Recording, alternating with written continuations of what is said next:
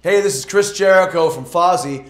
Our song Sandpaper's in the Loudwire Cage Match Hall of Fame. And you're watching Loudwire! You're about to release a new book. Your third book? Third book.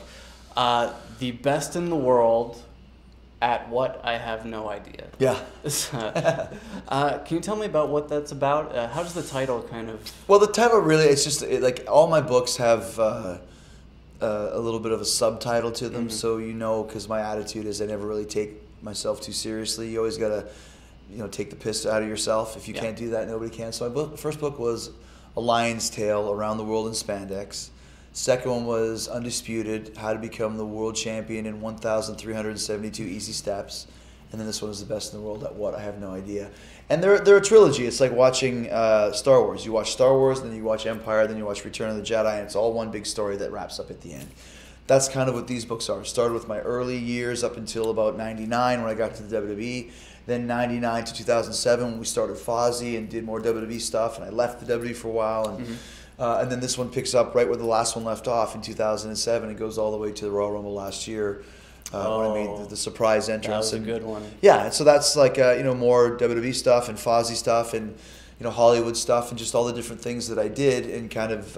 But they all string together. There'll be references to all of them, and it's like one big long prog rock song where you have to listen. If you ever are going to read my books and you start with the second one, you're going to not understand some things that happened in the first one. Okay.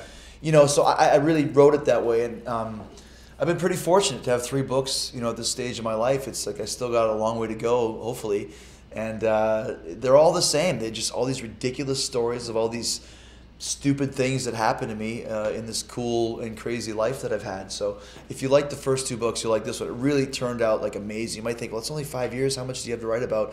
There was so much stuff I actually had to edit out, like about 40 pages of stories, which will go into the next one now. So it's a long process to write a book. It's like making a record. It takes 8 or 9 months, and it's real draining. Yeah, absolutely. Yeah. I've noticed, I remember we talked about some of your tattoos last time. I noticed you got a few more.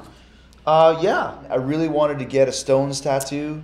So what I did, and I'm also obsessed with the Loch Ness Monster.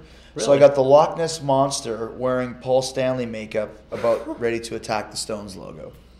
Whoa. And, kind of original. To me, it means everything. Yesterday, somebody sent a tweet. They got this exact same tattoo, this one exactly the same, and put it on their arm. And it's freaky. Like, I understand people getting the Fozzy F. Like, that's cool. That's what you want. Sure. But this tattoo, which means nothing to anybody but me, like Loch Ness Monster, Kiss, and the Stones, who else would want that? And some guy got the exact same thing. So, there's a lot of interesting people out there. And if you're watching this, good job, man. But next time, think of your own shit. Get your own random 3 favorite things and put them together. Speaking of the Kiss Loch Ness Monster, Kiss was just inducted into the Rock Hall of Fame. Yeah. You were there. I was there. I remember a few years ago we were talking about how weird it was that they weren't in there yet. Oh, it's ridiculous. It's stupid. Yeah. I mean, the 3 bands that were the omissions was Rush, Kiss, and Deep Purple. Right. And now 2 of them have been in. So, I mean, Deep Purple has to be in. It's the most ridiculous thing that they're not. But it was great to see Kiss go in. I was sitting there. I ended up in the front row. There's like the stands are here, and then all the bands sit at the tables.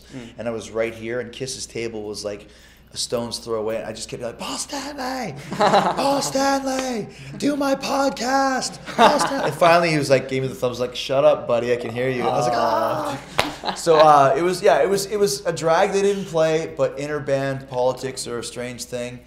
I just thought that overall that somebody should have played. Put together an all-star band and play a couple Kiss tunes. I mean, come on, man. Well, Ace was supposed to play a thing near the end, but that got cut off. The E Street Band went on so long, and this is a true story.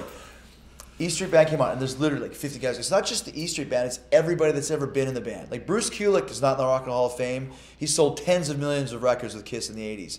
But the first E Street Band drummer that played 3 gigs in Asbury Park at Stookey's Bar and Grill is up there with exceptions. So they started going on, and me and my cousin and actually Edge was with me. We went to the bar and we just let's have a drink, and then we just kept drinking. By the time the E Street Band was done, I was completely loaded. That's how long it took. So but it was a great time. It was really cool to be able to see that.